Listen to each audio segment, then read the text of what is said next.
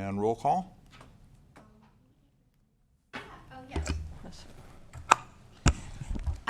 Quickly, before we get started, we just want to take a moment to introduce our new employee, Monica Galliani. She's the new administrative assistant.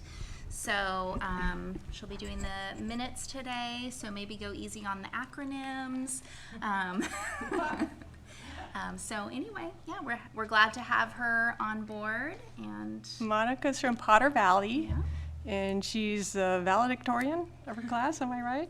And a recent graduate of UC Santa Cruz.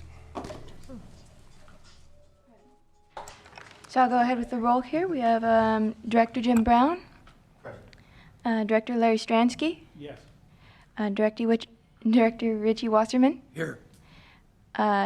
Alternate Director William Lee. Is absent. Director John Haschak. Here.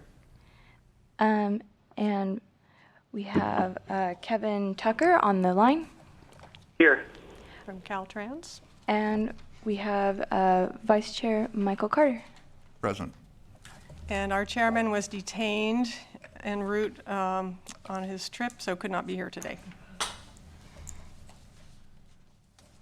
That's it.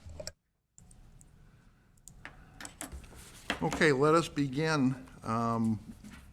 We will convene as the RPTA and recess as the RPTA and reconvene as the Policy Advisory Committee. Do we have any public expression?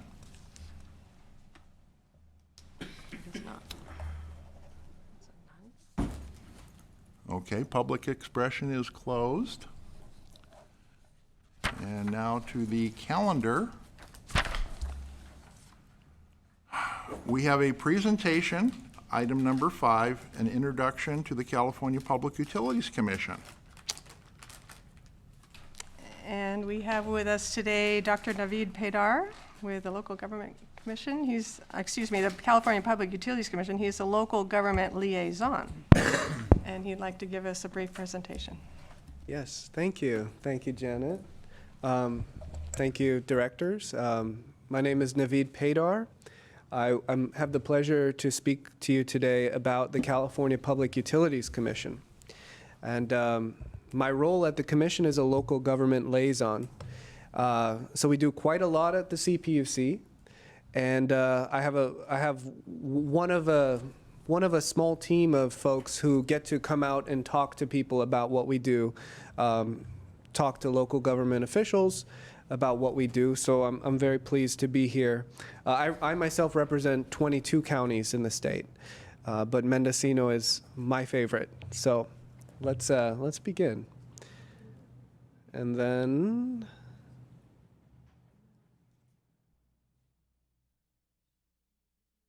Oh, perfect. Okay.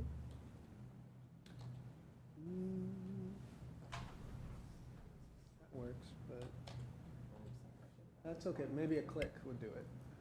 Yeah, okay. So about the commission, we do a lot within the state. So we are the regulators of the state. We were created by the state constitution, and we're the only state agency that's created by the Constitution. We started back in the late 1800s. We were called the Railroad Commission. And so what we did there was basically break up the monopoly of the railroad in terms of pricing. And since then, since about late 1940s, we took on a lot of other types of public utilities. So electricity and natural gas, telecommunications, water, and transportation. And so in the late 1940s, we changed our name to Public Utilities Commission.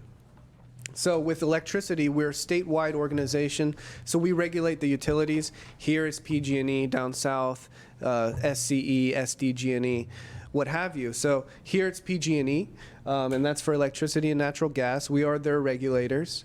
In telecommunications, we regulate AT&T, Verizon, Comcast, both for internet and phone, so we regulate them. Although I will say that our jurisdiction on the telecommunications company is not as strong as it is for the utilities. Part of that is because we have our commissioners themselves have deregulated us to a certain extent. 20 years ago, when everything was copper-based landline, we had total jurisdiction. Now we have voice over internet protocol, satellite, all these things. We have actually relatively little jurisdiction on them, but there are some things we do in terms of quality of the data, upload, download speeds, and all that we have analysts that look at. But more broadly, so we are about 1,000 staff. We have 5 commissioners, and they serve 6-year staggered terms. Each one is appointed by the governor.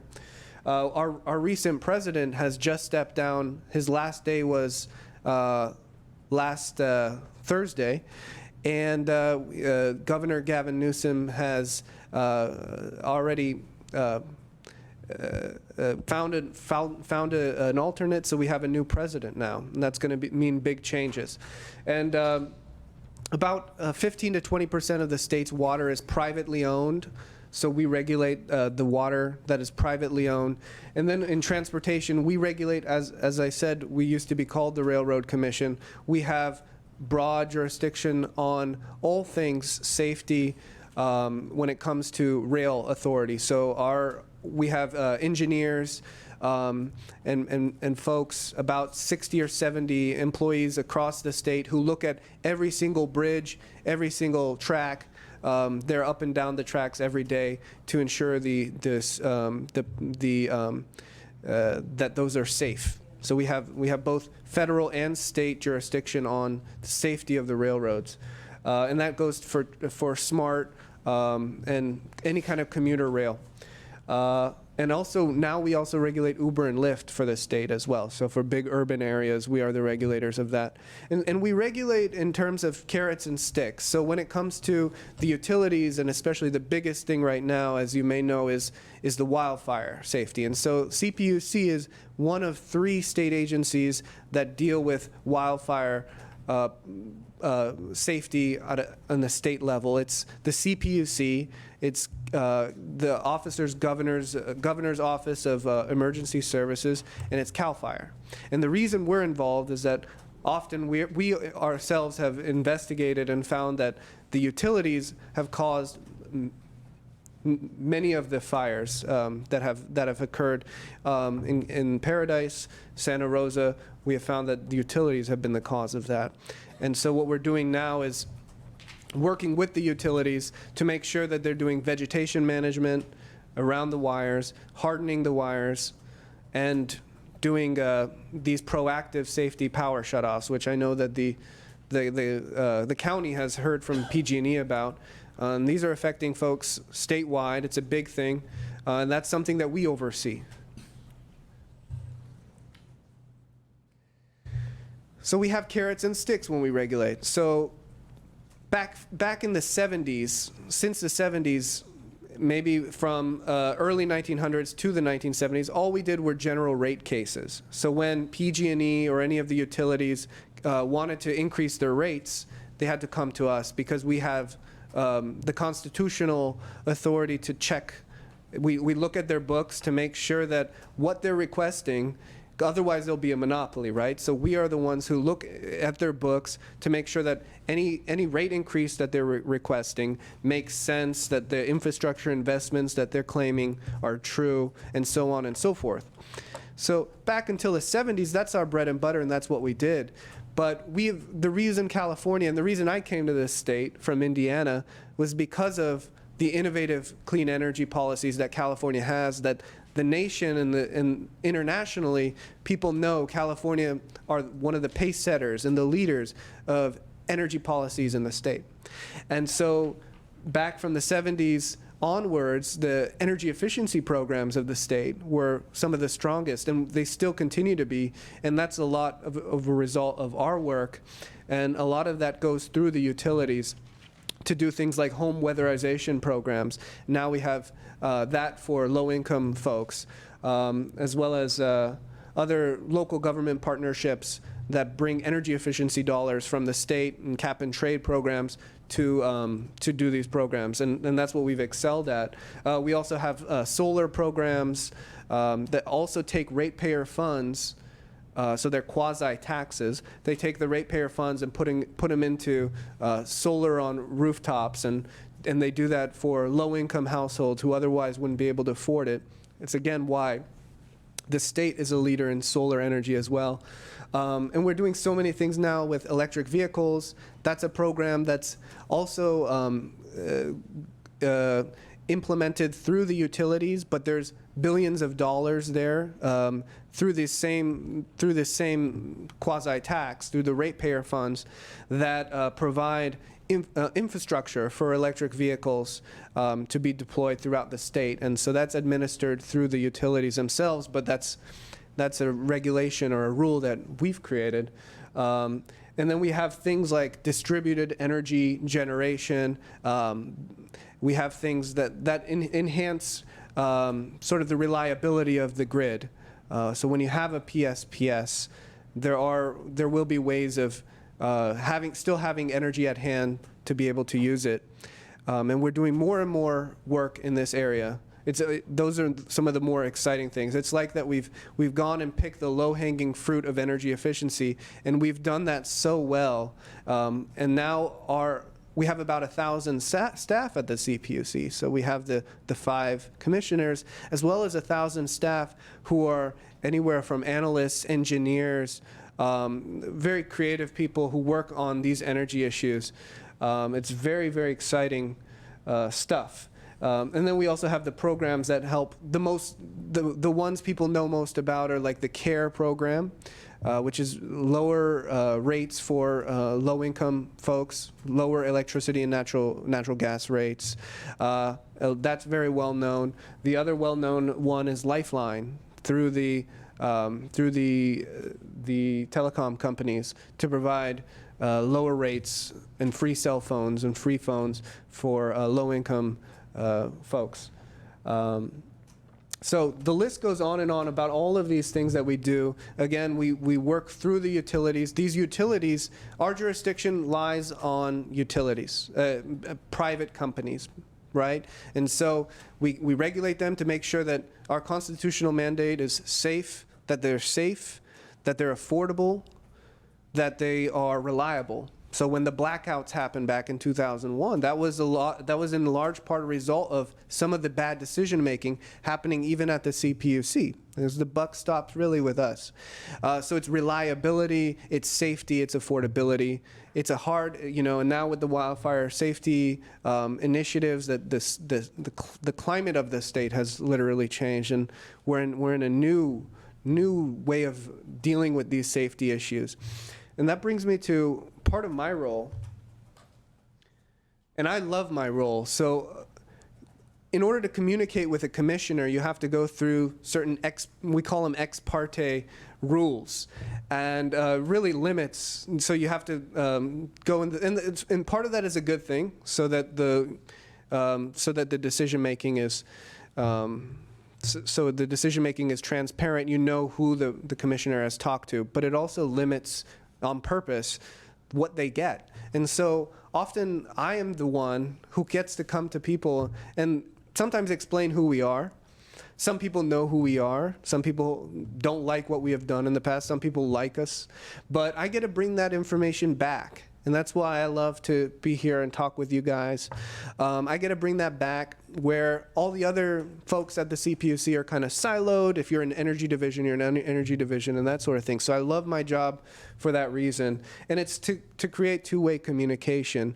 It's so that if a voting meeting is happening in the county, or if an event is happening like one of our low-income oversight board meetings or disadvantaged community meetings, or any kind of workshop on energy efficiency and building decarbonization, whatever. We have so many different ones that are so important, and it's so important to get people's input on. And so one of my roles is to make sure you guys know that that's happening here. It's like, hey, in Ukiah, September 30th, there's going to be this thing, and we want to get as many people out to give input to our commissioners or our decision makers as possible. And then the other one is to be a liaison for you, and it's to take take what you have, any questions you have, any issues that you have with the utilities, and say you don't even know, like, if this is part of our jurisdiction, or if we're the right people. Is it us? Is it Caltrans? Who is it? I'm going to be the one. I can be the one. I'd love to help you find out exactly, to answer your questions with the subject matter experts at the CPUC, as well as just bring clarity, regulatory clarity on what is going on. And then also take your feedback back to make our programs and policies better. And so that's what I would like this relationship to be moving forward. And so I want to take your questions, some examples of what we can do. You can have me present, you can have me represent the CPUC at a meeting, say with the utilities. You can feel free to invite me to meetings. I'd love to come. And I'm here to answer your questions and be a liaison to you in whatever way you see fit. So that's why I'm happy to be here. So thank you. And I would love to take some questions you guys have, if we have time. Yes, sir. Really, two questions. First would be having to do with the decision by PG&E, and I assume by the PUC also, to create this system of blackouts, possible blackouts, that everybody, at least in Mendocino County and elsewhere, are worried about. Number one, why was it necessary? That is to say, why that instead of increased debris clearing, tree clearing, et cetera? And yes, and then why is it necessary? Okay. So, yes, you're absolutely right that we have, we're part of that rulemaking to allow the utilities to do this. And so we have allowed them to do this. We have worked on a whole proceeding, and when I say proceeding, that's how we do our rulemakings. So it's usually a year-long process. It involves an administrative law judge at the CPUC as well as a commissioner who's assigned it, and then ultimately whatever the administrative law judge creates a proposed decision about it, that goes to the commission to vote on. So that's gone through the process. It was the de-energization proceeding. And this is, it's a unprecedented type of thing. We've always had temporary blackouts, reliability. It could go off at any moment, but this is something that the utilities have said can now happen 3 or 4 times a year for 5 days. And so it's a big thing. It's not, so, it's part of a suite of things that they're doing. So they're doing the vegetation management, they're doing the hardening of the lines, and they're also doing this. And so I've talked with folks from Paradise, and I told them about this, and they're like, that's a good idea. So it can save lives. When the humidity is low, when the wind is blowing, that ember from Paradise flew across 2 canyons, and when those conditions are such, we have given them the authority to shut it off. But the issue is that it then takes 5 days because they have to manually inspect all of the lines, right? And that's just the way the technology works. There's no other way of doing that at this time. So that's why it takes a long time. So it's part of those other things. And depending on who you talk to, it really can. Some people are in favor of it. It really can save lives. It's a hell of an inconvenience at the same time. It hurts people. It hurts businesses. And when you're doing it, it could really hurt the vulnerable people who rely on oxygen tanks and medication and that needs to be refrigerated and other things. And so we've taken extra care. We've worked with the utilities to make sure that these people are being served at a different level than the other people. So that's my response. I want to hear any follow-ups you have. If I could just follow up on that. Has PG&E initiated or considered any programs to help people to cope with these new realities? That is to say, to buy generators and so on? So I think that's something that I've heard them, that question has come up in a meeting that I was at, a public meeting, and the PG&E gave an answer to that, which is basically no, they are trying to notify folks who are in their medical baseline type customers. Those are customers who have a reduced a reduction in their rate of electricity because they have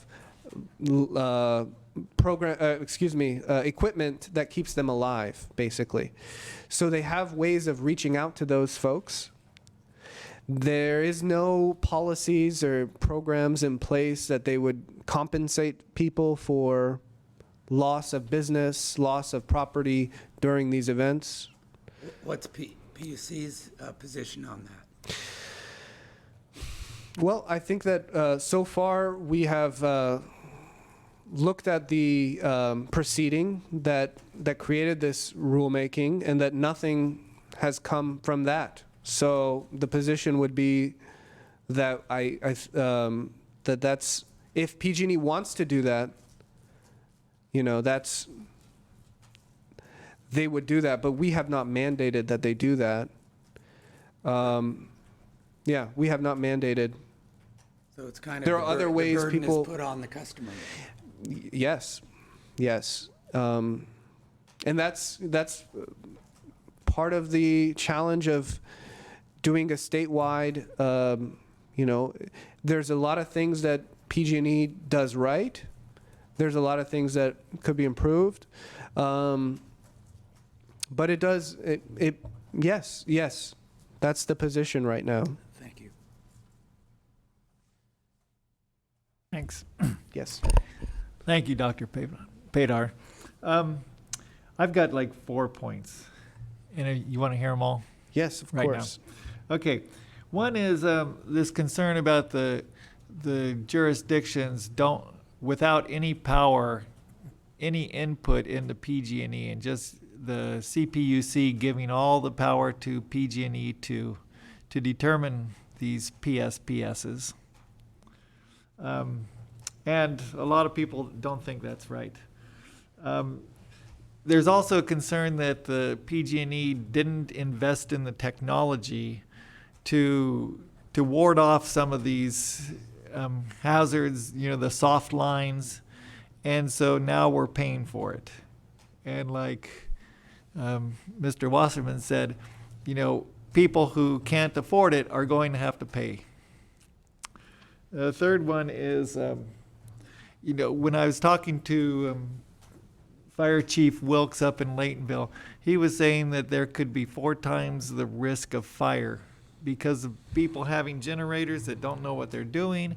We were just talking before the meeting about people having 5 gallons of gasoline stored.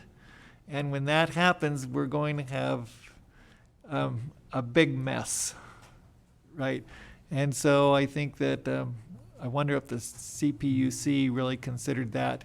And then in the long term, like what the CPUC sees as PG&E's role is that some people are thinking that it's like a too big to fail kind of model that's not really working in this system when we have to worry about we were told by PG&E that, hey, it could be a disaster or the wrong conditions in Vacaville or someplace far away that have nothing to do with Mendocino County, and yet we would still suffer the 5-day shutdown.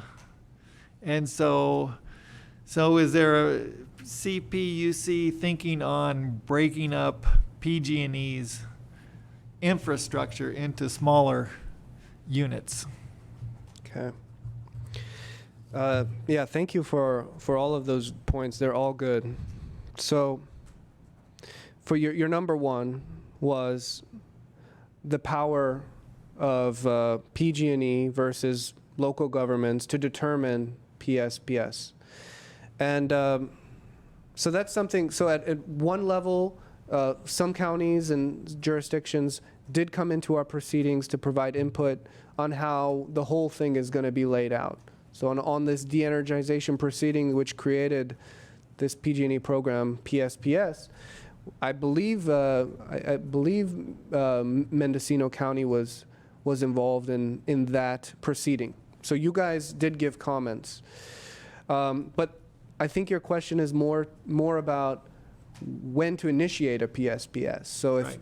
so they're doing their measurements, they're looking at humidity and these things, but they're not contacting the supervisor and telling them, here's what we're thinking, and we think that, we'd like your input on whether we should do this or not. So the reason I think that they don't do that, and that we've actually told them not to do that, in the sense that, because I know that one of the comments in the proceeding, so when the deliberation was happening, one of the comments was, should we allow local governments to say, hey, we'll do more vegetation management in exchange for less PSPS, and try to do some of these other things and get some, and then that would involve, then they would have to contact you and tell you what's going on. And so these things we've said no, because it's too complicated, basically. At this point, this is the first time PG&E is doing it. I know that that this has been going on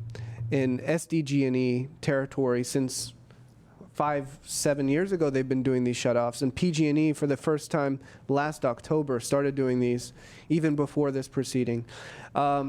And so we've told them, no, we want you to do uniform shutdowns. So that kind of gets to your question of why aren't they consulted. It's because it's a difficult decision to make often, and that's a complaint you hear from local governments is, why can't they notify us beforehand? That's because they're not sure beforehand. The conditions have to be such. So they often don't know that until an hour before they have to do it, and then they're looking at larger areas. And so we, the CPUC, make sure that their methods, their measurements of humidity, of wind speed, and all that is the most sophisticated and a proper way of doing that. That's what we are concerned with, that their internal methods can help save people's lives and their property. And so their measurements basically are good. Reaching out in advance and talking with every person could not allow enough time, so that's your number one. And again, okay, so your number two, they didn't invest in technologies early enough to foresee this and to do it. And I think you're right. I think that they understand they have an aging infrastructure. They have some wooden poles and other things that haven't been replaced in 50 years. And they have PG&E especially has the largest territory of any utility in the United States, geographically speaking. And they do have aging infrastructure, which they're now trying to fix. But I think you're right that perhaps they needed to look at these things early on and find technologies that work before we're having a crisis as we are now. And then your point about the risk of fire when these things are off is very valid. So, PG&E will shut it off, but then you have folks trying to start up generators for the first time in their lives, and then having a storage of gasoline, and these kinds of things.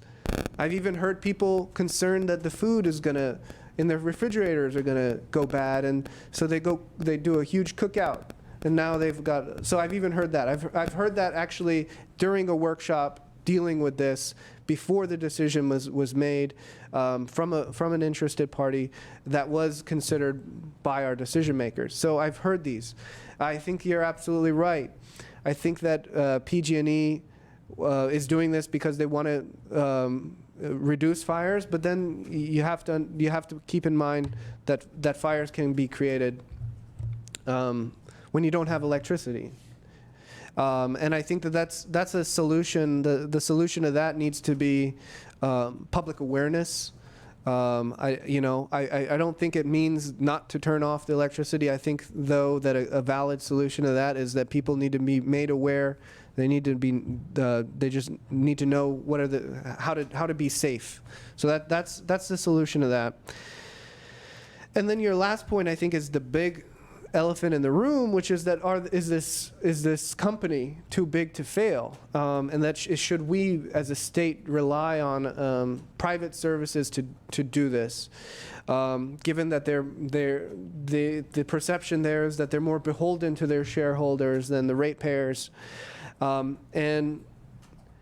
then I think in mentioning that, you talked about the grid being such that you have to shut off electricity from one location, even if it's not in a fire threat area, in order to shut off another one. And if you had smaller units instead of one big electricity provider, smaller ones, that this would be avoided.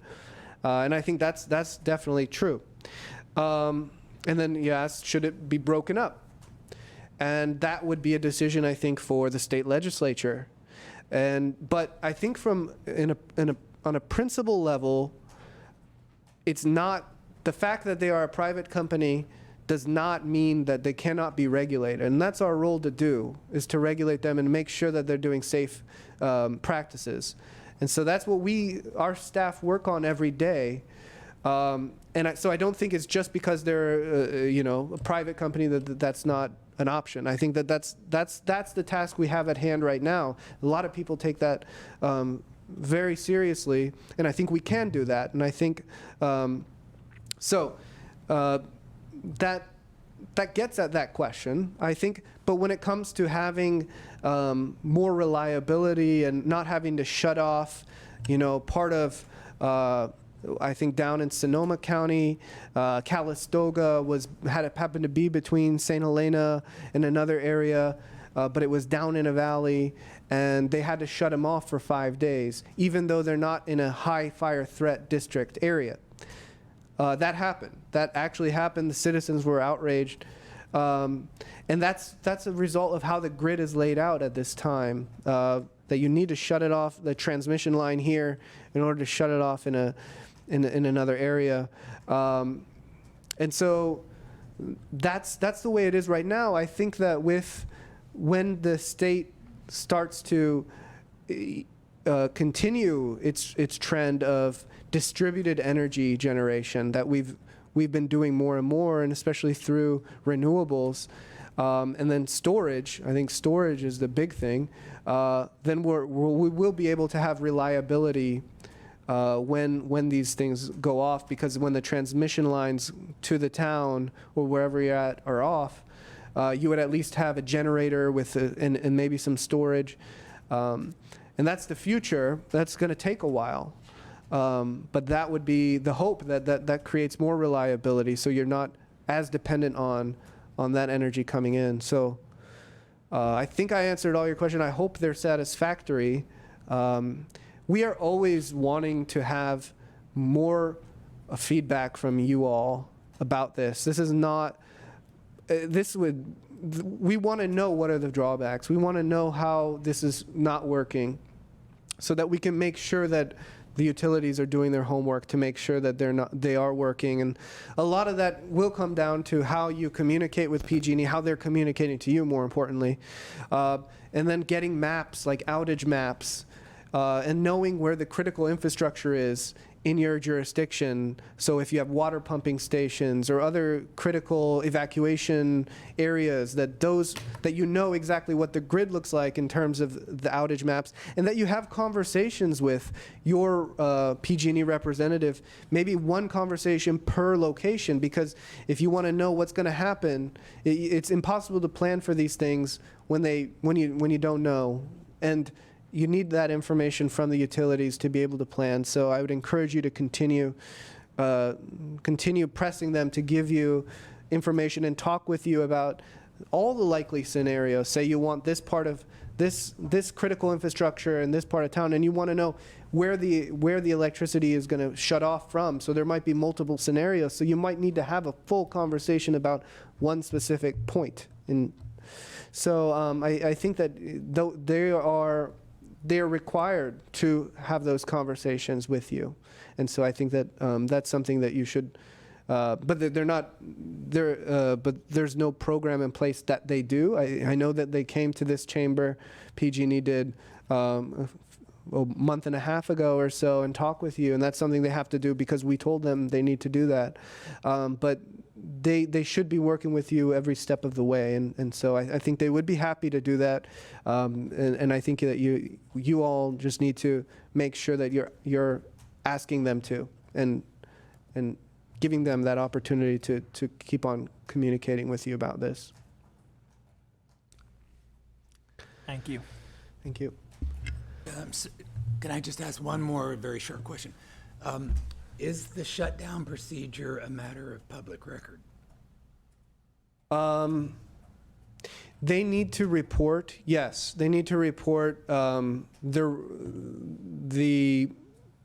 they shut it down, and what reason, and they need to report that to us in a timely manner. Thank you.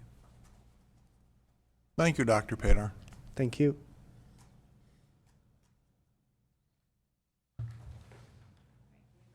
Yes. We have a. Thank you. Thank you. We've have a request for public expression, so I know that we passed public expression on the agenda, but if the board is willing, we'd like to back up and allow that opportunity. Yes, go ahead. Thank you.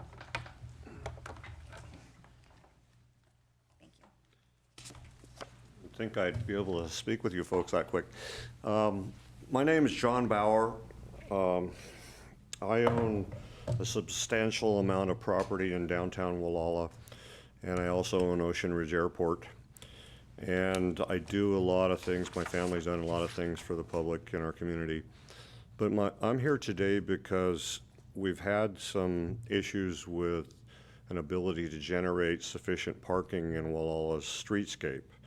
And if you folks have read through it, you can understand that our problem is more of a, how do we keep our current businesses alive and surviving if you take 54 parking places off of the street in downtown Wallala? So many people in our town don't even know it's coming. So many people in our town aren't concerned. So many people come into town and wonder where there's a place to park. Saturday was a really eye-opener for me. We have the farmers market, which you folks may have seen.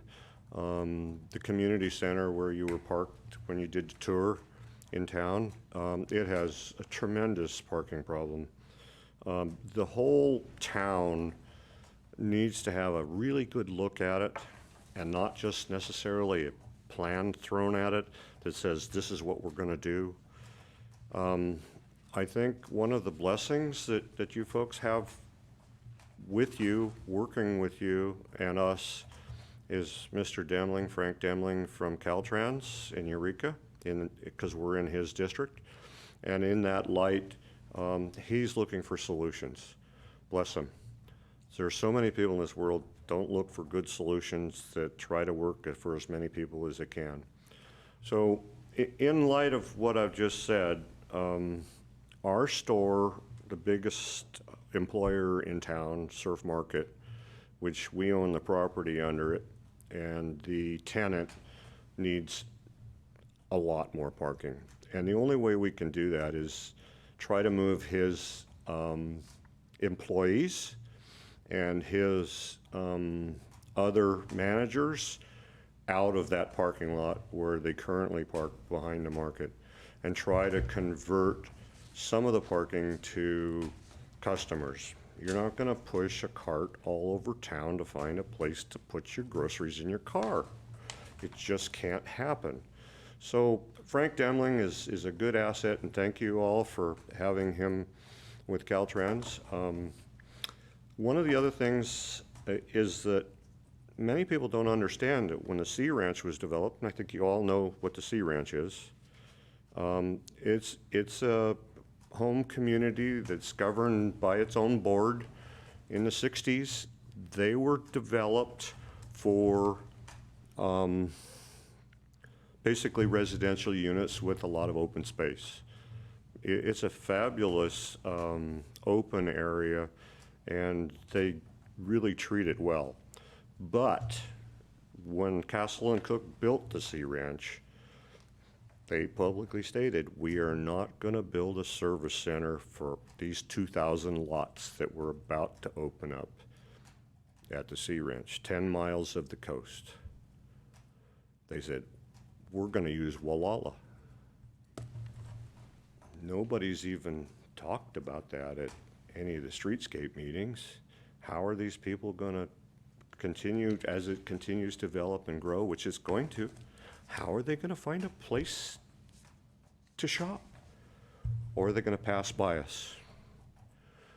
The longer vehicles will no longer have a place to park in Wallala, because all the on-street parking is eliminated with the streetscape project. Anybody with a boat or a mobile home or a contractor, which we have many of, pulling his little trailer through town, can't stop and buy anything because he doesn't have a place to park. His vehicle's too long. PG&E trucks can't park. Gas trucks are going to have a hard time delivering at the gas stations. On and on and on. These things need to be examined realistically, looked at, and try to find some solutions. My problem is that I thought, oh, this is great. I'll look around town to see where there's any parking issues. That was a mistake, because I looked uptown. I looked at RCMS and a helipad, which some of you have seen some of the things that have gone on with the Board of Supervisors, and the helipad's permitting and the zoning that's GPD that doesn't work. You know, so we have parking there that they need more. The firehouse, bless it being there, needs more. And this is in a Gualala planned development area where you can't have 20% lot coverage. The lot coverage needs to be a lot more than that. The zoning's all fouled up. We've got a long ways to go. And thank gosh there's some folks that looked at us and said, yep, we need to see if we can help you. And I think our planner and our chief planning director will try to look for some solutions for us. In that light, you guys are working on a lot of transportation projects, and you're looking at walkable projects, including sidewalks in much of the county. And I looked at this project and I said, we can get some sidewalks in here. Bike lanes aren't going to work. We just don't have enough bike traffic. Now, Saturday I saw 2 bikes, and there were hundreds of cars. So how do we best align our needs with what's going to be constructed? And like I say, I think we've got a good man out there to help us, but we also have tremendous growth needs. With the zoning, it needs to be changed. Obviously, this isn't you guys' project to change the zoning, but we need to make it workable. I can go on and on and on about this, but you guys don't want to hear that. You want to know what solutions I can bring to the table. So when I tried to bring parking solutions to the table, I hired someone to look at the properties, and they said, John, not going to work. All this property up above town that was looked at back in 1995 with the W-Trans report as the town center or plaza is now wetlands and Bishop Pine Forest and setbacks. All my property's unusable. I don't know where we go. I can't develop parking for the town. I need at least 200 more places uptown. And if I looked at all the facilities uptown, and that includes RCMS, the fire department, the Catholic Church, and the Baptist Church, they all park on my property now. I can't even put sidewalks and widen the street without getting into ashes. I need help, and I don't know if you folks can help. Our town needs help. Anyway, that's one of my subject matters for today. The other is, I have owned Ocean Ridge Airport for 46 years. It's one of the 5 public use airports in Mendocino County. There are millions of dollars spent every year on airports that's been given to the county to support the airports from the feds. I cannot do that because I privately own the airport, one of 9 in California. It's a public use airport. Doesn't get any money from any place but my back pocket. I'm running out of money. I need some help. I need to see if we can get some grant money to help repave, to help stripe, to help the vegetation management. I mean, we have a lot to do to keep it going. And that's all on my back. I'm 71 now, and I can't keep going like this. It is also one of the most important areas for folks if there were a big fire on the ridge and the roads were impassable. It's about the only place that's big enough to try to keep people safe. It needs a lot of vegetation management to do that, but we could protect a lot of people in a big fire. And so maybe there are other answers out here. Maybe you folks can kind of work up some possibilities, and I'd love to hear them. Anyway, thank you for your time. Like I say, I could go on and on and on. I'd love to answer any questions that you might have. Yeah, so let me just point out that this is public expression, so the board can't really engage in discussion other than just minor clarifications. But I do want to let the board know that I would like to agendize a discussion item on the Wallala Downtown Streetscape Project for our October meeting to give an opportunity for discussion, and then I'll probably ask the Caltrans project manager, Frank Demling, to come down and talk as well, so we can have that thorough discussion in October. There was one other thing quickly. We own property on the streetscape. Caltrans does not own a large portion of the street in Wallala. It's prescriptive for them. And those properties we do own along the street have approximately 41 individual businesses that are affected by the streetscape. Of the, and if my count was right, I think there was 95 total businesses up and down the side of the street that were near the street and affected by the streetscape. So of that, you can see we almost own half, and try to provide additional parking and room for growth. More than anything else, we need to be looking at all of our futures, and that includes the coast and the visitors. And I think we could have a beautiful gateway to the south coast, the starting of Mendocino County, and I believe the streetscape is part of it in a fashion or so, but we cannot hurt the current businesses. Thank you. Thank you, sir.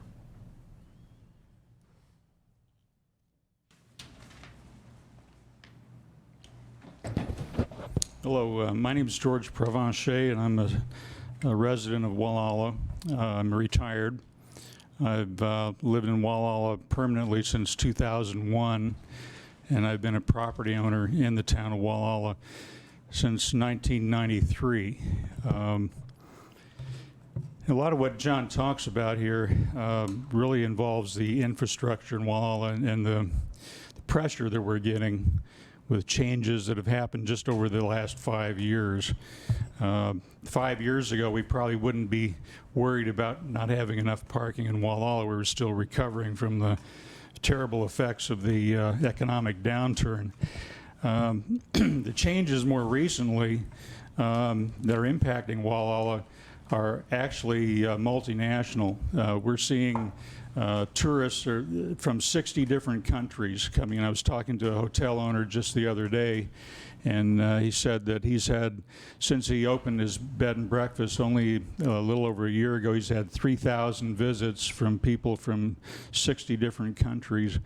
And our traffic in Walla is very sporadic. There are times when it's very quiet, and you could look in the town and say, well, you know, there's no real problem here. And then there are days when you have any kind of special event going on, it just overflows everywhere.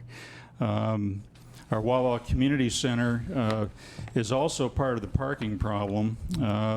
In 2009, a community action plan was put together, a study was done, and they found that the Surf Supermarket area, the Surf Complex, which is owned by the Bauer family, was on one area where there was not enough parking, but also the community center also was short of parking. But areas where there are public gatherings, the coastal zoning code requires one parking space for every 100 square feet of building structure. So actually the community center is short by more than 100 parking spaces. So when you read things in the press about, you know, where the issues are and who's complaining about what, it's not all about one property owner. The two major ones are the community center as well as some of the Bauer-owned property. But the bright side of all of this is that we've been advised by Caltrans that the streetscape plan is not fixed in stone. Caltrans is willing to be very flexible in looking at the design features and the layout of the plan. And some of the issues, for example, are refuges and islands in the middle of the street that emergency vehicles might have trouble passing over, or elderly people have difficulty crossing, those kinds of things. Caltrans is willing to listen to those things. They've been doing a lot of research recently on towns where they have installed widened streets and with all of the required changes, and they're taking a lot of lessons learned to heart. They're actually trying to apply them with new and current projects. If I could send a message to MCOG, the most important message that I could give you is that Caltrans is contemplating doing working group meetings in Walla. The strategy is 2 working group sessions and then 1 public open house, and then 2 more working sessions, and then another public open house. I think the people who've already participated in this are finding that it's extremely worthwhile. We would want Caltrans to definitely implement that plan. It would be great for MCOG to support it. If the messages you think you're hearing is that people in Walla don't want this streetscape plan, that was really not the issue in a lot of the petitions that were signed and collected recently. It was more about what plan do you like. A lot of the negative press recently came from the fact that the local GMAC considered option number 2, the one they endorsed, as being the plan. And that there are going to be some minor changes in the future. And a lot of people felt like they didn't have a lot of input to that, to the extent that more than 1,000 people signed petitions. Whether or not the people were residents of Walla, or if they were in Sea Ranch or Point Arena, doesn't really matter. It's the number of opinions and the impact on the community that's probably more important. I was at a meeting last week. It was Tuesday. Frank was there, Frank Demling from Caltrans. We had 2 people from GMAC, and we had representatives from Surf Market. We had John Bauer and myself. And a lot of good information was exchanged. I think there was a feeling generally that this is something that can be done. And we know that MCOG is funding the project. Caltrans is basically the consultant on the project. But the message I wanted to give the MCOG today is that Caltrans really is doing a good job. They have the ability and the resources to help with planning and design augmentation that works for Wallala. What Wallalans don't really want is a design plan that's a multiple choice that's based on something that was done in another city. You know, we don't necessarily want to look like Emeryville. So anyway, thank you for your time today, and if there are any questions, I'd be happy to answer them. But I appreciate your hearing us. We came all the way from Wallala today. We didn't realize that the public expression was on the first part of the agenda, so we appreciate it. Okay, thank you, sir.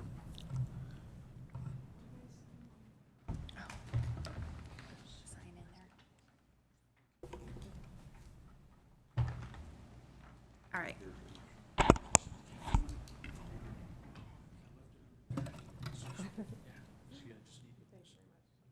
All right, we ready to move on?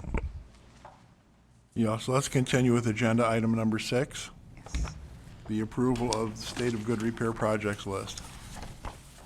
Okay, so the State of Good Repair Program is a transit capital funding program from Senate Bill 1.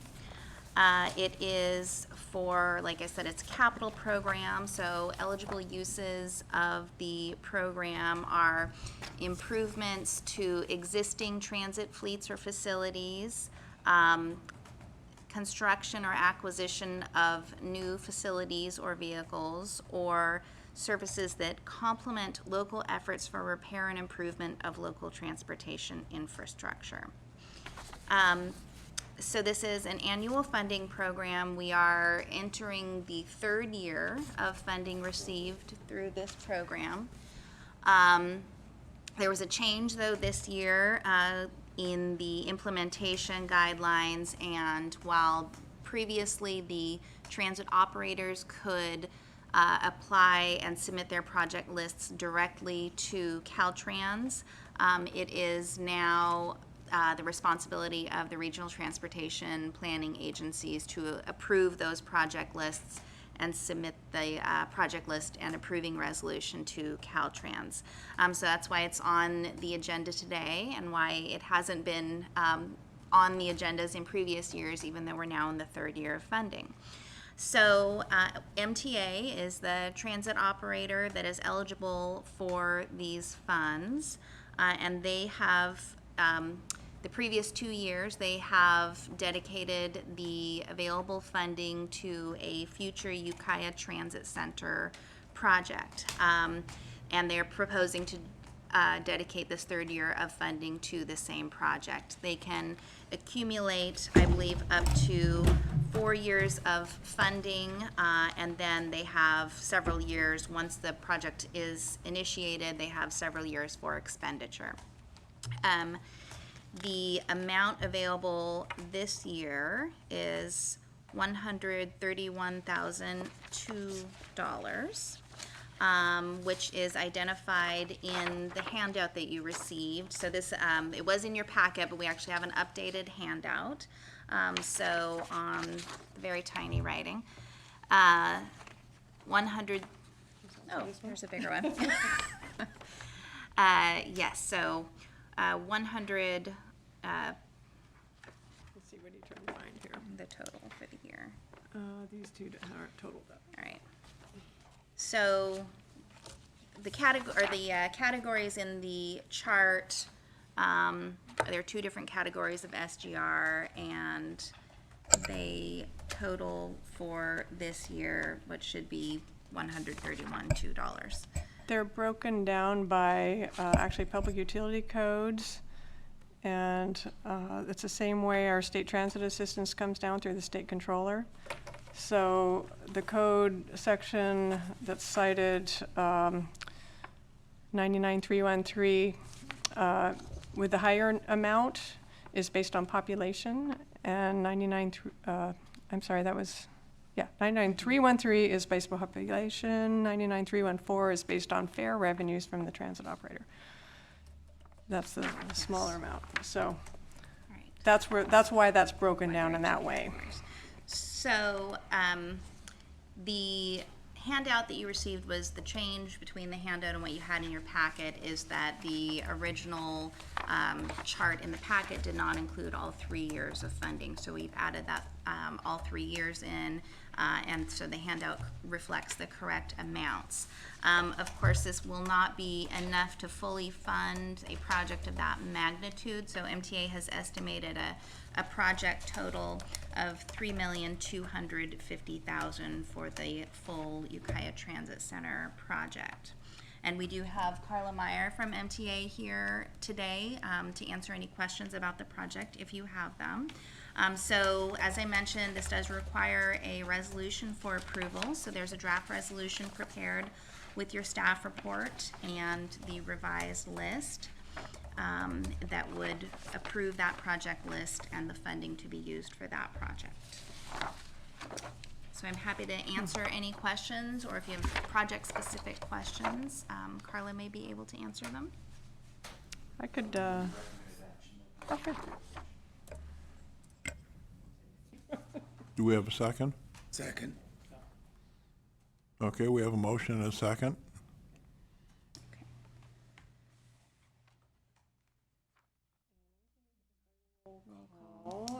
Well, I have a question. So are some For discussion? clarification, Okay. where is this project? I was looking through the paperwork and I couldn't find where the project is to be located. Well, should get maybe Carla would Carla like up to here. answer that. I don't believe there's a location selected at this point. That's correct. Is this on? Yes. There is not a location. This year, we're going to be doing an RFP for a location design study. This has been going on for several years. MTA looking for a site, think they have one, slips through their fingers. So we're going to be bringing in a consultant this year to start the first phase. Okay.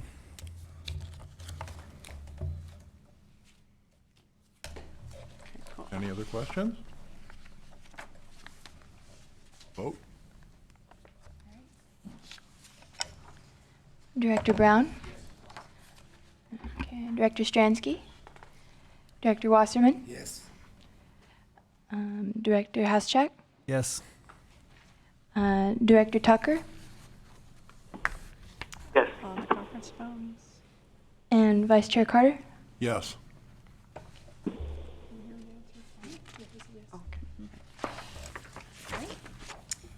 Thank you very much.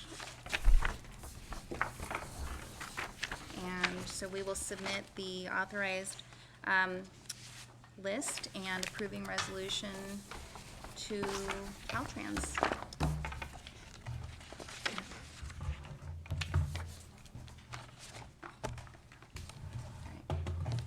Ready for the next item?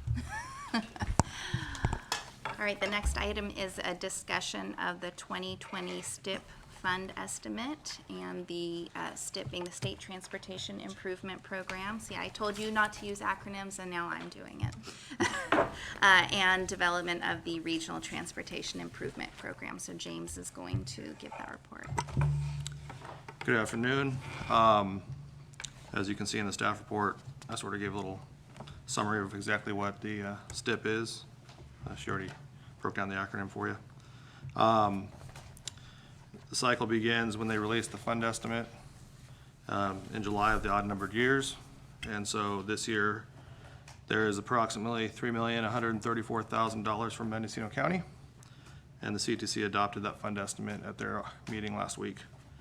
From that, just over $3 million total, there's approximately $235,000 already set aside for planning, programming, and monitoring, also known as PPM, which leaves just under $2,900,000. And so, backing up a little bit to the 2018 RTIP, there were some future funding commitments that were identified when capacity allows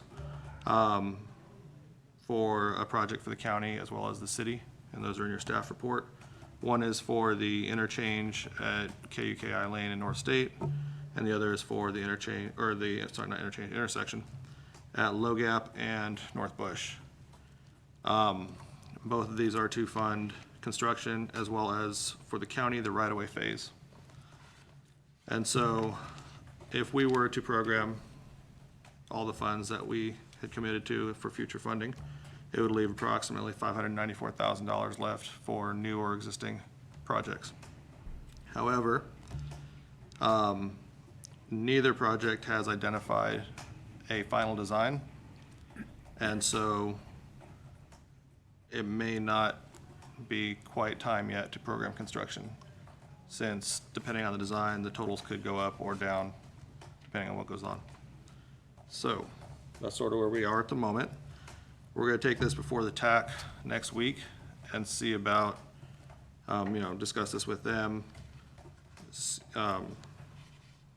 and see if we can figure out sort of exact amount of funding that's gonna be available, and then open up the application cycle.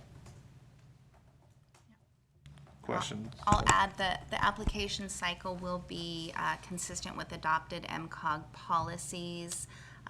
Those were approved several years ago, and so we'll be distributing those to the TAC with a due date most likely in October in order to have a draft RTIP to the MCOG board in November.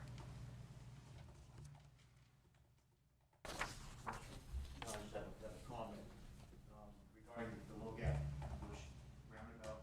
That's a very controversial topic. Yes. And I just think that everybody on this board should be able to. Yes, and that's one reason. So MCOG partially funded a traffic study 2 years ago now, which that study is currently ongoing, to look at what the best approach is to not only that intersection, but several intersections in this area that are affected by this multiple schools in the area, as well as the county admin building and other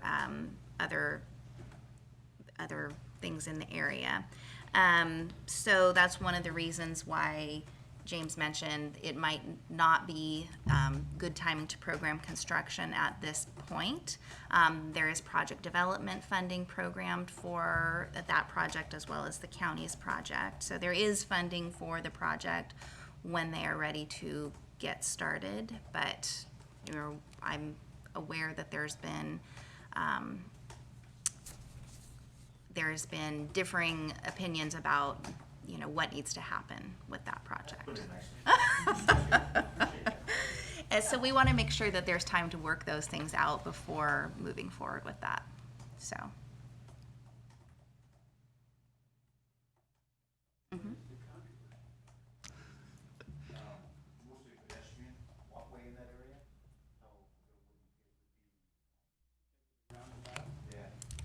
The pedestrian wouldn't have a way to get through. It was just it's gonna clog up that intersection more. It's, is there enough room to build it, an effective one? So, I mean, a lot of the neighbors in there, there's a senior citizen living area right there. So, I think that project might be quite a ways off. All right. But we need to see the studies, because I'm not a Yes. traffic expert. Yes, I am also looking forward to seeing the results of that study. So, and I think they'll probably be presenting multiple options, so. Okay, let's move on to agenda item number 8, discussion of SB 277 and the approval of a comment letter. All right.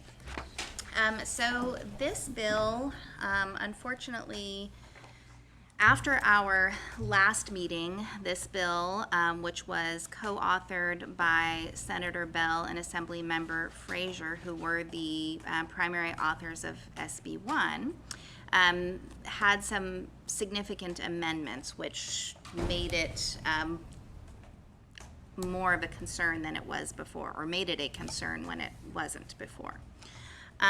So the bill 277 proposes to make changes to the local partnership program, which is another SB1 funded program that is essentially an incentive program for self-help agencies. So agencies which in Mendocino County include the cities of Willits, Fort Bragg, and Point Arena.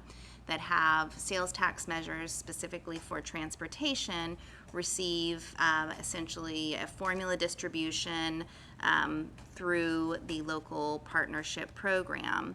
However, current guidelines, which establish the formula distribution, also designate a guaranteed minimum for very small agencies, and all of the 3 cities in Mendocino County that have the self-help taxes benefit from that guaranteed minimum, which is currently $100,000 annually. What SB 277 proposes, and then also currently, under the guidelines which are established by the CTC, the total funding amount received through the SB1 program is split 50-50. So 50% of funds are run through the formula process, and the other 50% are through a competitive program which any self-help agency can apply for. So Senate Bill 277 proposes to make significant changes to the local partnership program in that it specifies a new formula for distribution. Currently, the current statute doesn't specify the formula to be used. It allows the California Transportation Commission to establish a formula and guaranteed minimum in their guidelines. This, however, would take that away from the CTC and would make the formula distribution part of statute. And it proposes to give 85% of the funds to the formula pot of funding and 15% of funds for a new small counties and uniform developer fees competitive sub-account. So the 15% would be competitive, but would be limited to what they consider smaller entities, which in this case is a population of 750,000 or less. I don't think they really know what small is.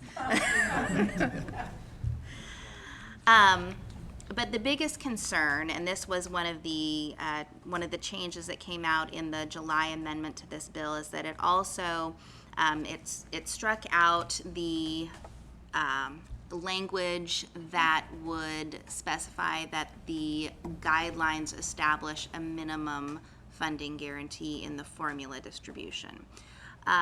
So what I would suggest is that MCOG submit a letter expressing concern for the impacts to very small agencies under this legislation, and to encourage the author to include a provision that would allow the CTC to establish a guaranteed funding minimum in the guidelines. So the CTC will still be establishing guidelines, but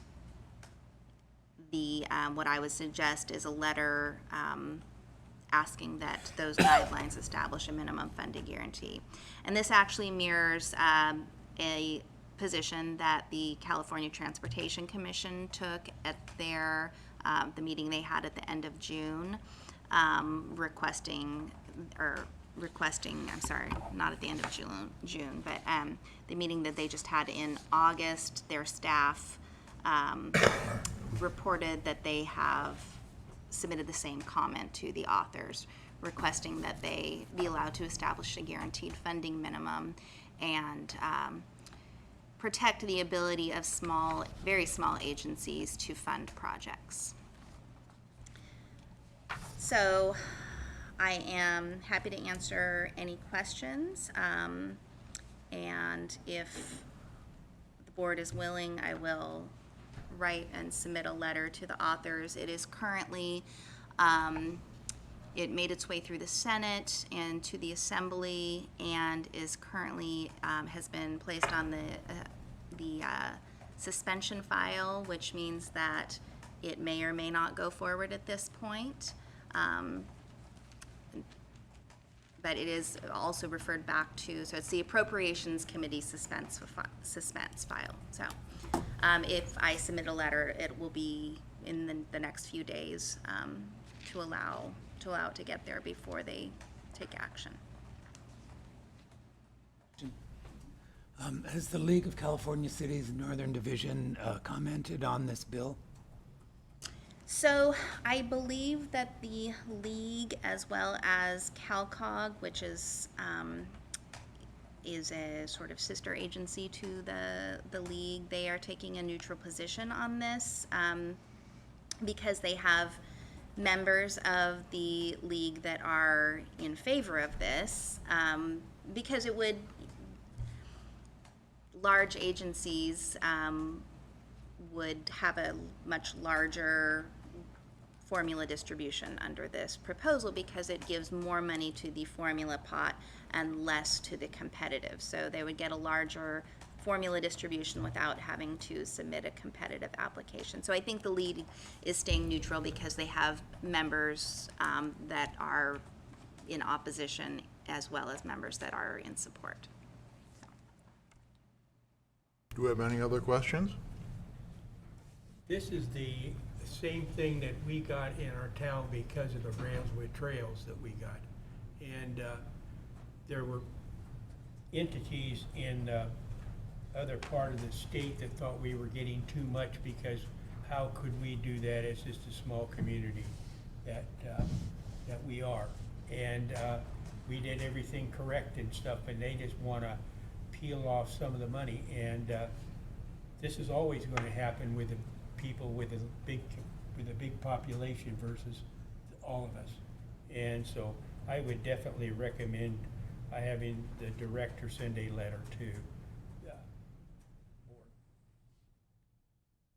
Well, if that's a motion, is that a motion? Yes. I'll second it. And I think that what Nafeel said was that if Senator Beal doesn't know what small is by putting that $850,000 person limit, then he certainly knows what big is, right? Because he's from Santa Clara, San Jose area. So. Okay, we have a motion and a second.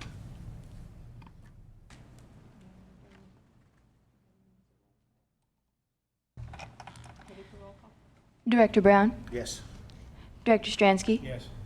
Director Wasserman, Yes. Director Haschak, Yes. Director Tucker, I'm going to abstain. Director Carter. Yes. Thank you.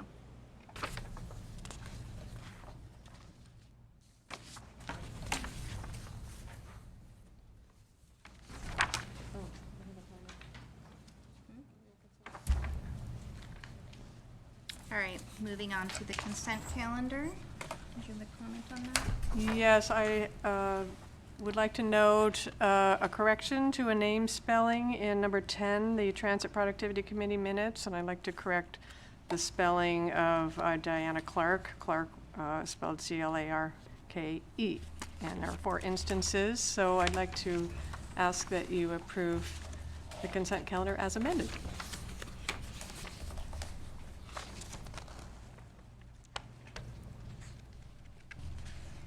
I make a motion to approve the consent calendar as amended. Okay. Do we have a second? Second. We have a motion and a second. Okay, I guess everything's on roll call today because of the teleconference. It's a Brown Yes. Act. Yeah. Director Brown, Yes. Stransky, Yes. Wasserman, Yes. Haschak, Yes. Tucker, Yes. and Carter. Yes. All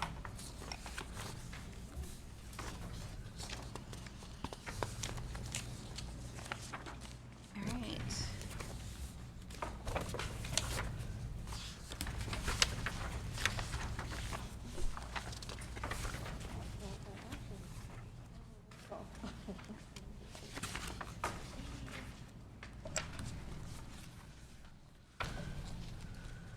We've got just one more roll call for the Ratify Action.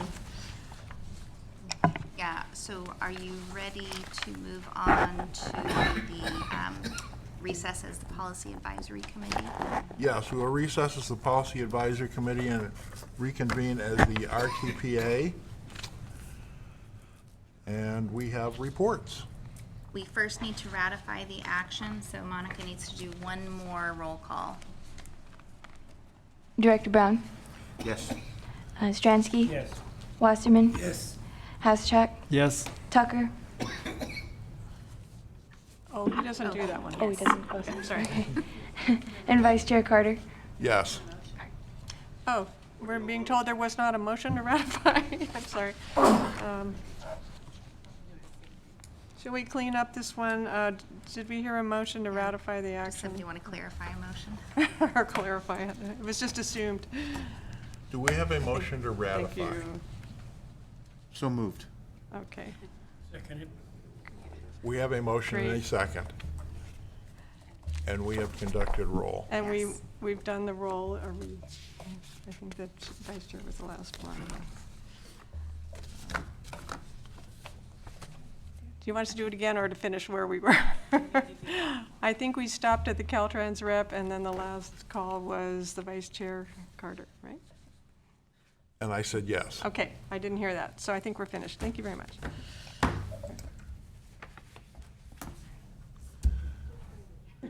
Okay, now we'll recess as the Policy Advisory Committee and reconvene as the RPTA. And we have reports. Now we were ready for reports. So we do, the first report is MTA. So since Carla is here.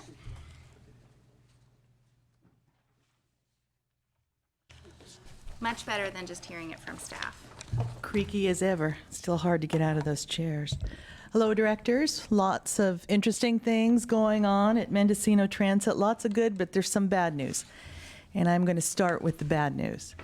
And that is that MTA staff worked very, very hard this spring on a federal low or no emission grant to buy a all battery electric 35-foot Gillig bus. It was a $1.4 million grant because it also included all the charging infrastructure that we would need. As some of you are probably aware, we have all of the solar ready to go. We just need the charging stations and some buses. It also included the ability for PG&E, because we were going to have this charging station in this bus, to come in and change out the transformer so that we would be able to have the correct grade of wattage to power the new bus. It's a highly competitive grant. It's a national grant, and usually only 40 to 45 awards are given nationwide. We had a real old pony in the race, a real old bus that has an old retrofit diesel burner on it. So we worked with a nonprofit firm out of Atlanta. We had recommendations, letters of support, not only from the MCOG, we had it from the governor's office, from Senator Mark McGuire, our local reps, and many of the local clean air agencies. The list came out about 2 weeks ago. There were only 38 awards nationwide, and they all went to urban systems. And this is, as you probably all know, funding for rural areas is difficult.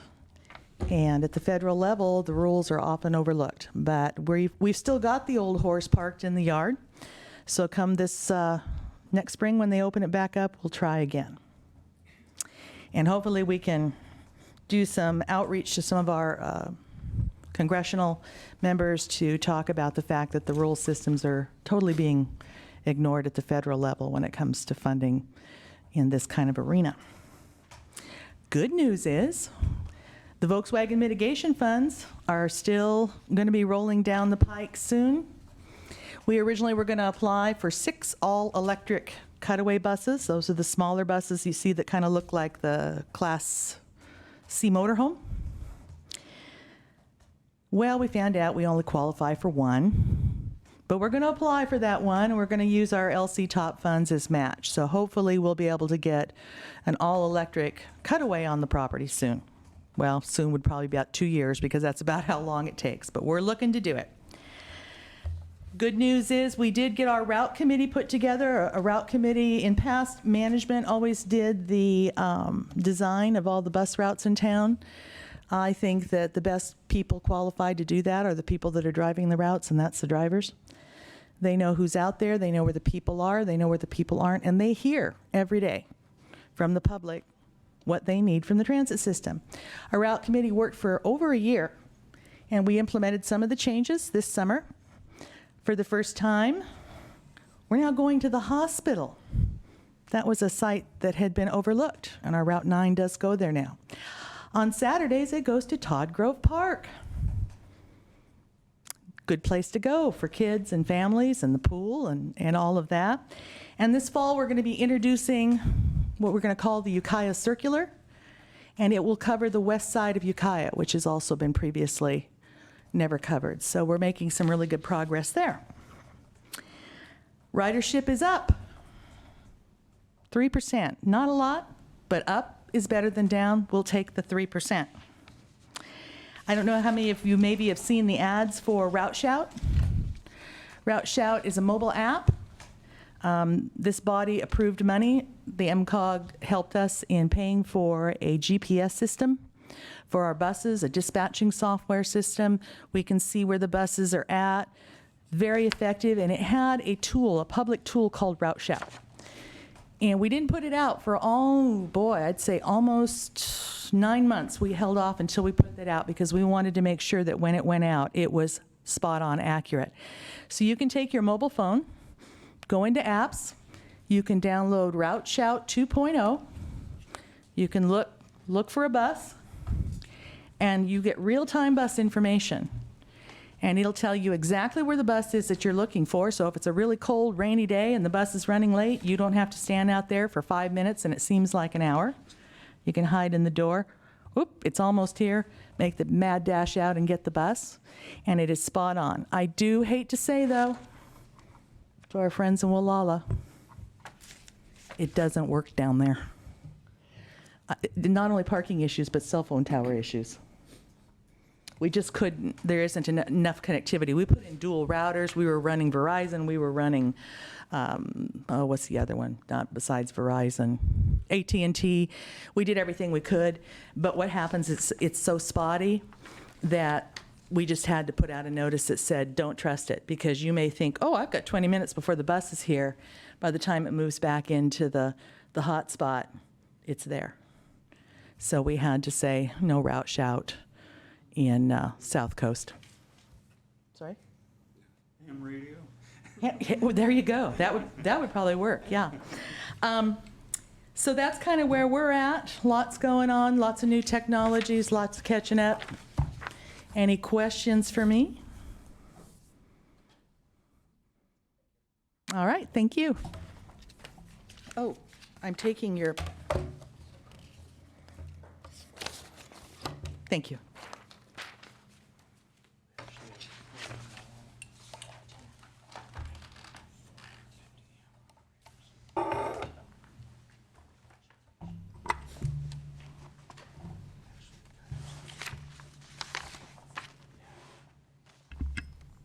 North Coast Railroad Authority. Hi, I do have a brief report of the highlights from last week's meeting, and I know Director Haschak was there, so feel free to add whatever you'd like. Just a couple items of interest. At the meeting last week, the NCRA board rescinded an earlier action that they took to waive public bidding requirements and award a sole source contract to WIF Construction for remainder of the work at the depot. After they made that action, they received complaints from the Construction Industry Force Account Council, a construction industry watchdog group. So they rescinded that action at the last meeting and said when they go forward with that project, they will comply with public bidding requirements. Secondly, the board extended a project management agreement with Gillen to finish the activities related to disposition of excess railroad property at the Ukiah Depot and Mason Street sites, the sale of the 4.1 acres to the Judicial Council of California was completed in 2016. but Gillen is continuing to manage the infrastructure improvements that are needed for the courthouse and remaining NCRA property. 30, they reported on a board vacancy on the board, filling the city slot on the board, where rotating counties pick one city representative. So the current spot expired in June. It was currently filled by a Hillsburg representative, and the next spot would go to Humboldt County to designate someone. But because it takes so long to convene the city selection committee, they felt that it would essentially just be an 11-month appointment when you take into account the July 1, 2020 date that they're supposed to have report to the legislature on the dissolution of the NCRA.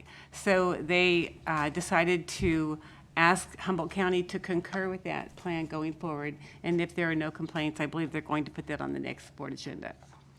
And then the board voted to change their regular meeting date from second Wednesdays to second Monday, other than September and October. They're going to stick with, I believe, the regular. September, they're going to stick with the regular date, and then October with the holiday, so they're going to switch that. And then finally, the NCRA Executive Director reported to the board on some financial challenges they're having, in that the money authorized in budget language to give the agency some money to finish up their work until they are dissolved has not been released by the Department of Finance. So they are having some severe problems keeping their doors open, and the director said that he anticipates they only have enough money for the next month. So the board discussed putting on their September agenda, if funding wasn't released by the state, then they would have to take some action. They just don't have money to stay open beyond the next month. So those are just the highlights. It's not everything, but if you would like to add anything. Well, I'll just say it's very interesting to be on a committee, a board like that, that's sole purpose is to disband and not have any resources to do it, and being caught in a catch-22 with the state of they won't release the funding until we do certain things, and we can't do those certain things without the funding, and so they're down to $20,000, and you know, there's all these issues with the railroad still, the tracks, the right-of-way and everything, and so there's one feeling that was put out there at the last meeting that, hey, as directors on that board, that we have a liability to maintain the NCRA, and yet we're not given the power or money to do it. So that's the conundrum we're in. So who's the opposition to the money, giving you the money? Well, it's the Department of Finance, you know, just the bean counters in Sacramento. So they're coming to Ukiah at the end of this month and doing, like, 5 of them, 4 or 5, we're going to come for several days and do this assessment that's needed to be done of all the books and the legal issues involving NCRA to kind of wind it down. But that's progressing at other than the money thing to get everybody out of it, if that's happening? Well, that assessment is a big piece of it, right. And what are they gonna do with all of the excess material that is around all over different areas that they? Yeah, like the abandoned. What happens to all the things that are there for the railroad? I think that's part of this assessment. Yes. And they're gonna look at all those responsibilities and liabilities. That's part of the long-term assessment that's ongoing right now, that's occurring over the next several months. Thank you.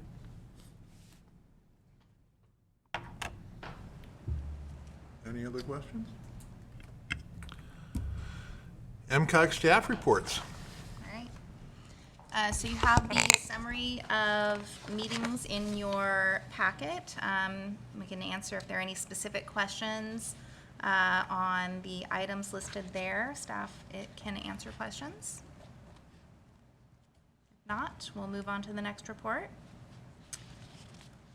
So the next item is the local government planning support grants. So this is just to make you aware of an upcoming grant program that MCOG will be working with local agencies on developing. This is something that was created by the recent budget trailer bill, AB 101, and it established grant programs that will go directly to the local agencies, as well as money that will come to COGs that are responsible for the regional housing needs assessment, which includes MCOG. So the first availability of funding will be that available to the local governments, and this is these are grants for planning and technical assistance related to housing development. So there's a big push statewide for housing and adopting pro-housing policies and reducing barriers to housing development in response to the statewide need for housing. And so these programs have been created to help address that. So the first round of funding will be available to local agencies, and they have up until January of 2020, so just a few months, to request allocation of those funds. And it is the amount that they're eligible for is based on population. So the county of Mendocino is eligible for $150,000 under that program, and each of the cities is eligible for $65,000 under that program. So the guidelines for that will be coming out in the next few months, and we'll be working with the local agencies to make sure that they're aware of those and are taking advantage of that program. Then the next round of funding under that will come directly to the COG for regional planning projects or sub-allocation, also related to housing development. So planning projects or technical assistance related to housing development. And that is the following year that funding request must be made. And before we can make a request, we have to come up with a plan and a budget, and quite a bit of work that needs to be done before we'll be ready to request that funding. So it's good that we have some time to work on that. I did meet with the planning directors last week to discuss the grant programs that are coming up and start talking about, just get them thinking about ideas for using that regional money.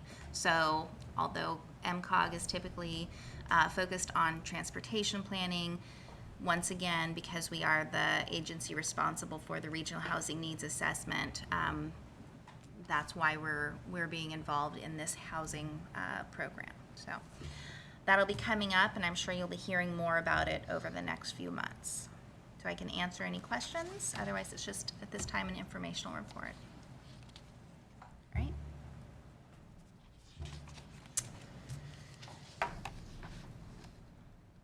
All right. Do you have any miscellaneous admin items?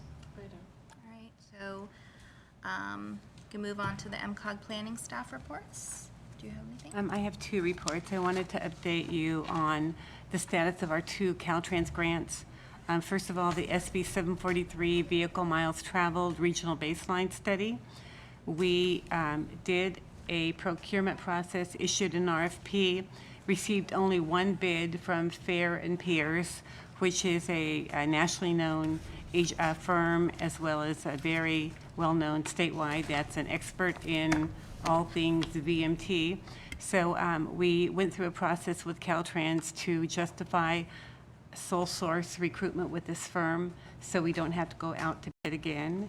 and we're moving forward with that. We are almost ready to issue the notice to proceed, which I expect to be done in the next few days. And we will be soon having a kickoff meeting on that grant with Fair and Peers. They have signed the contract, so I'm just waiting for one piece of paper. Secondly, I issued the RFP for the adaptation grant for the Fire Vulnerability Assessment Emergency Preparedness Plan last week. We're leaving it out for about 4 weeks with bids due back on September 13th. And we've got county staff on that committee to review proposals, as well as other fire and emergency agencies that will be reviewing those proposals when they come in. And city staff also on that review committee. That our RFP is up on our website right now, on the homepage. Any questions on either of those? No? One more item. Every 2 years, MCOG awards the LTF 2% bike and pedestrian funds. That's a small pot of money that you approve during the budget process in June. It's typically in the neighborhood of $65,000 to $70,000 a year. So we have 2 years worth of funding that we'll be putting out for advertisement in In conjunction with yeah, the in STIP conjunction cycle. with the STIP Yeah. cycle. So it's a small pot of money, but agencies can request it. Sometimes they use it for matching funds or at the same time as STIP cycle. All right. Okay. Okay. Did you want to discuss the Transportation and Planning Work Program? Which item? Oh, in the information packet. I think Yeah. the information packet items are just, they're just in there for your own information. That if, are there any MCOG Directors reports? Nope. Okay. Let's see. And I'll then- just say that next Thursday on the 29th, there's a walk and bike Mendocino activity in Willits at 5:30, riding bikes through town and going through the bikeways and everything. So Okay, any other directors' reports? No. Okay. And then, Oh, Larry. Is this the directors? yes. Yes. We had a monumental thing happen that Janet maybe knows about it because she went through it. We had the school opening today, and we have redirected the traffic from Brook Trails down to 101.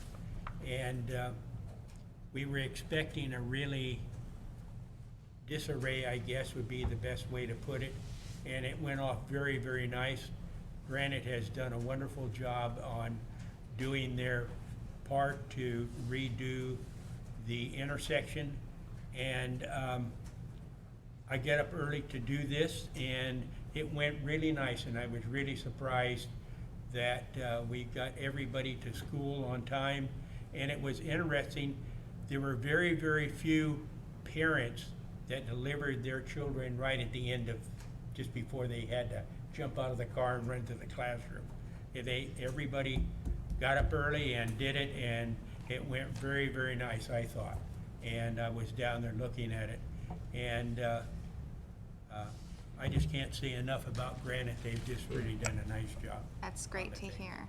So that's the project on our last tour. We saw, not our last tour, it was last fall now, a year ago. We saw the start of that project, so the reconfiguration of the intersection at Sherwood and Main Street there. So that's great to hear. It's Yeah, very. we're about 3 weeks yeah. away. They've said for the stoplight, we have to have a whole new stoplight with a whole new workings to make it work right. And you can turn north just as good as you can turn south now, and that really works. Well, you went through it. Yeah. And they've really done a nice job. I just can't commend them enough. And the downtown that Granite did also, they did a really nice job with that. And we're waiting to get that so we can add some trees and some things to our community. Thank you. That Sherwood intersection project is very impressive. I've been driving through it every day, and it's going to be a huge improvement. And it's amazing how quickly they've done that project. It's almost finished. So. Yeah, I don't drive through it every day, but every day that I drive through it, it's different. It changes constantly. It's amazing.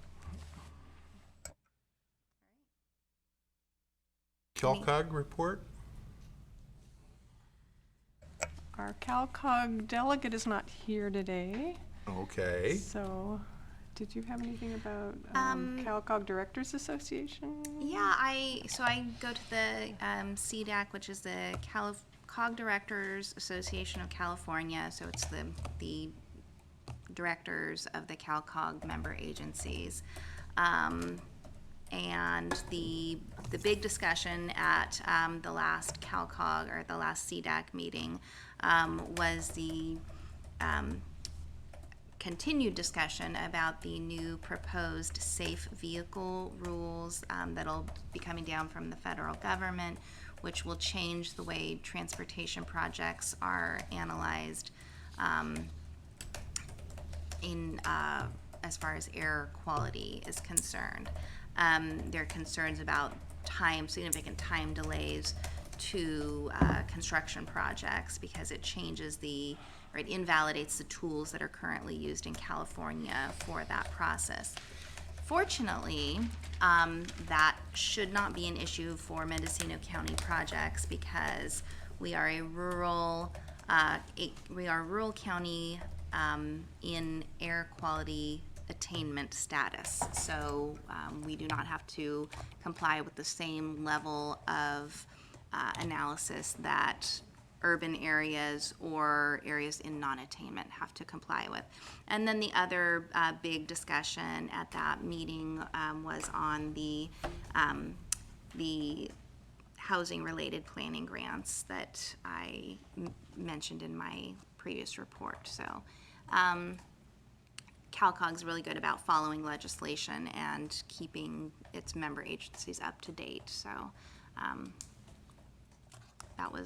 those were the big items on that agenda. I don't have anything else to report. They are planning a meeting in the fall, I believe, to be held, or in late fall, in Riverside. No, maybe it's not fall.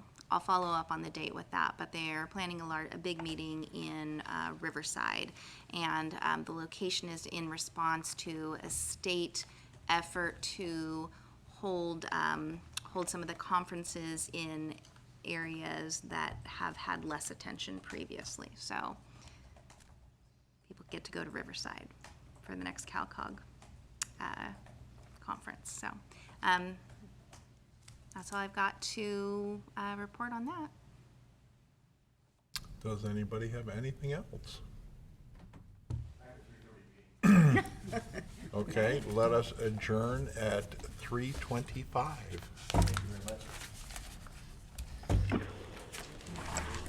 See you in October.